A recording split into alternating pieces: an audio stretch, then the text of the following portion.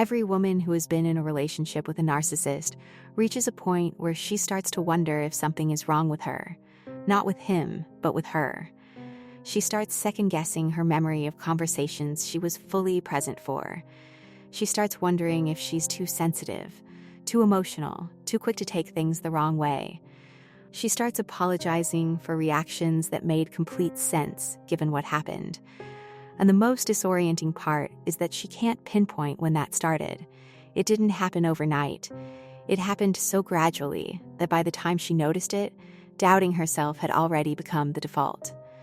If that's where you are right now, what's been happening to you has a name. And understanding it is going to change how you see every conversation you've ever had with him. I'm Mia Caruso. I'm a certified REBT practitioner and narcissist relationship specialist. Today we're going into gaslighting, what it is, where the word actually comes from, why it works so well on women who are intelligent and self-aware, and how you start trusting yourself again after someone has spent a long time talking you out of what you know to be true. Make sure to hit the like and subscribe button before we go further. New episodes drop every week, and this is a channel you're going to want to stay tuned into. Let me start with where the word gaslighting comes from. In 1944, there was a film called Gaslight. It follows a woman named Paula, whose husband, from the very beginning of their marriage, starts doing something calculated enough to be hard to watch. He dims the gas lights in their home, just slightly, just enough to be noticeable, and then tells her she's imagining it. He moves things around the house and tells her she moved them herself and forgot. He tells her she said things she never said. He tells her she's remembering things wrong. He does this across small things and large things, across weeks and months. And Paula, who is not a foolish woman, who is not someone who doubts herself easily, starts to crack. She starts wondering if her mind is failing her. She starts believing that she cannot trust what she sees and hears and remembers. She starts to believe she is going mad. And that was exactly what her husband was engineering. Now here's what I want you to notice about that story. Paula's husband never raised a hand to her. He never screamed at her. He never did anything that looked, from the outside, like abuse. What he did was quieter and far more damaging. He dismantled her ability to trust herself. And that's what gaslighting does. It's not about the individual lie. It's about what happens to you when you're lied to, over and over, about things you were there for and know to be true.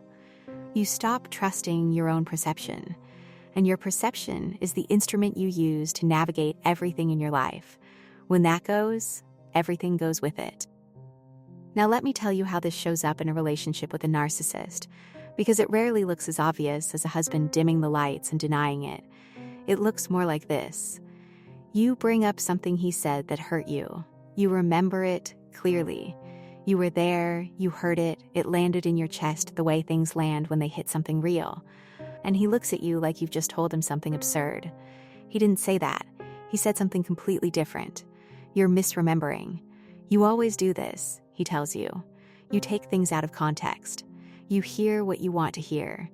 And you stand there with your clear memory of what happened on one side and his absolute certainty on the other. And because he's so certain, because there's not a flicker of doubt in him, you start to wonder. Maybe you did misremember. Maybe you were reading into it. Maybe he's right. That is the moment gaslighting works.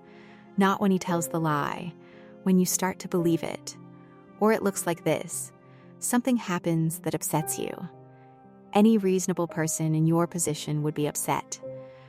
And instead of addressing what happened, he addresses you. You're overreacting. You're too sensitive. You're making a big deal out of nothing. And now the conversation has completely shifted. The thing that happened is gone. You are the problem now. Your response to what happened is the issue, not what happened. And you spend the rest of the conversation defending your right to feel the way you feel instead of ever getting to the thing that caused it. He walks away having addressed nothing. And you walk away feeling like you handled that badly. Like your emotions are a liability. Like you need to get yourself under control before you can bring anything to him. That's not an accident. That's the pattern working exactly the way it was designed to work. Or it looks like this. You try to hold him accountable for something.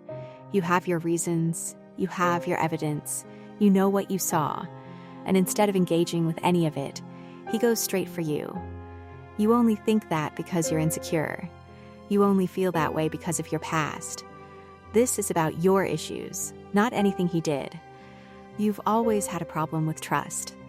And now, you're not defending what you came in with. You're defending yourself as a person.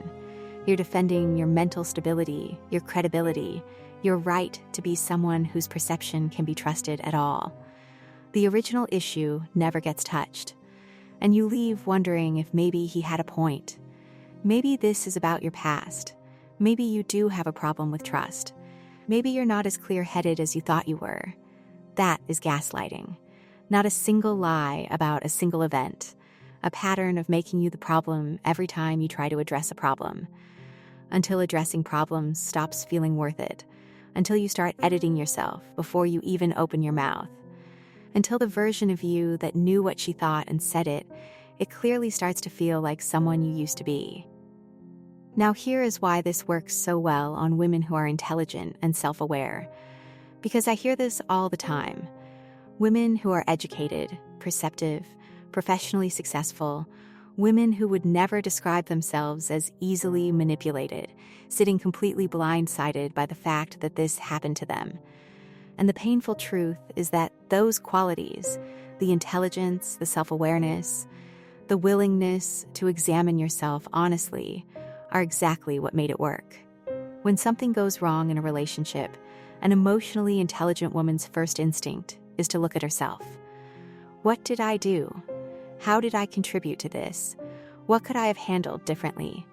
In a healthy relationship with someone who is also willing to look at themselves, that quality is what allows conflict to actually resolve. But with a narcissist, that same instinct becomes the opening. Because a narcissist never looks inward, he looks outward. He puts the problem in you every single time. And you, because you're someone who believes in honest self-examination, meet him halfway. You pick up the blame he's handing you and you start turning it over, looking at it, wondering if there's something to it.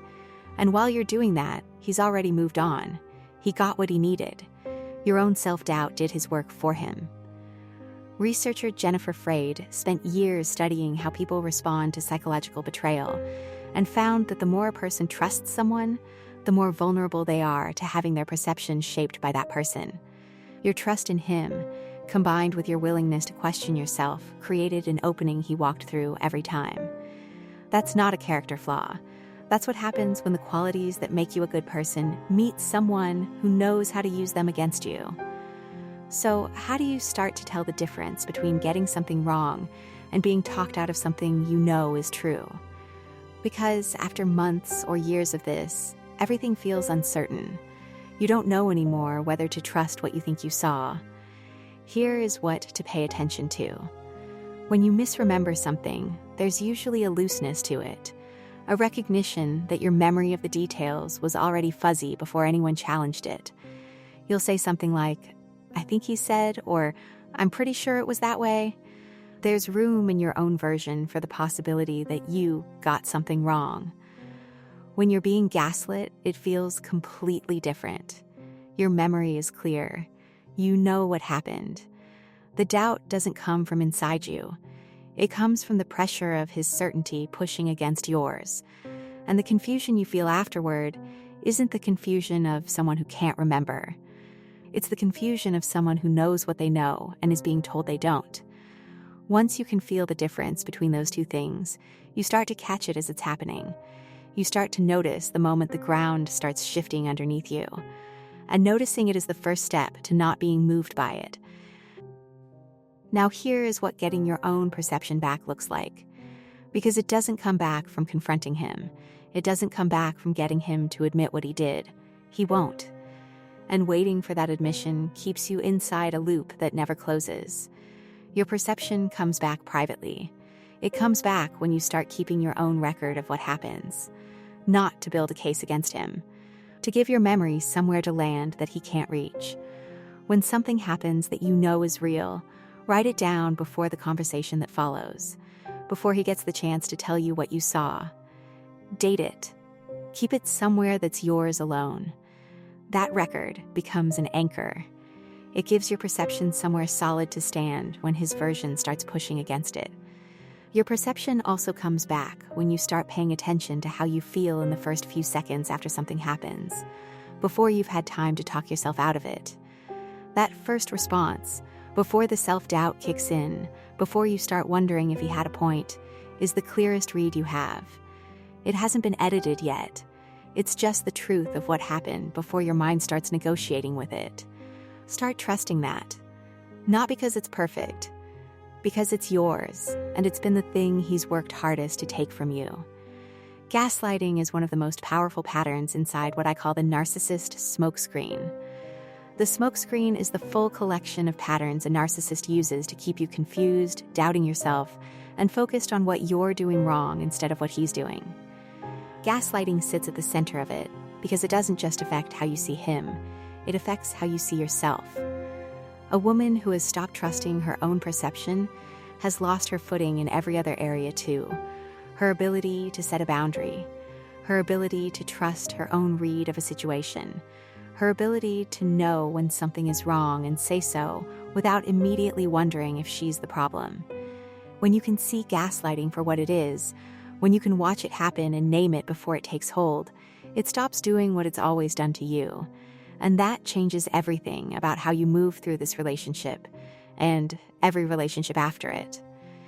If you want to get a better handle on what's going on and how to protect yourself from a narcissist in your life, I created the Narcissist Self-Defense Method to help you get there. It's a 21-day audio program that breaks down exactly how the smokescreen works and how to make a narcissist lose their grip on you. Each day builds on the last, and by the end, you'll have a completely different relationship with his behavior, with your own perception of events, and with your ability to protect yourself without losing yourself in the process. The link is below this video. Thanks for watching. Make sure to subscribe so you never miss another episode. I'll see you next time.